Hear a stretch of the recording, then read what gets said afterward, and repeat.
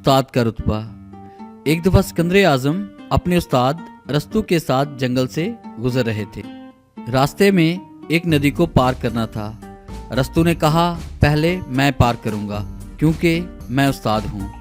मगर सिकंदर ने कहा, नदी पहले मैं पार करूंगा क्योंकि ये खतरनाक लग रही है।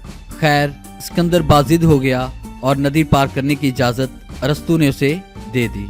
जब सिकंदर नदी पार करके दूसरी तरफ चला गया, तब सिकंदर ने कहा, उस्ताद मोहतरम, इस तरफ से आ जाएं, यहाँ से कोई खतरा नहीं है।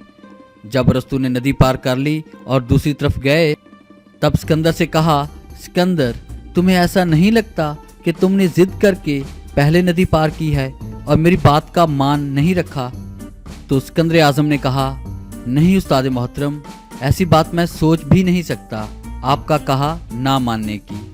तब सिकंदर आज़म ने अपने उस्ताद की शान में वो अल्फाज कहे, काश कि आज का शागिर्द उसे समझ पाए।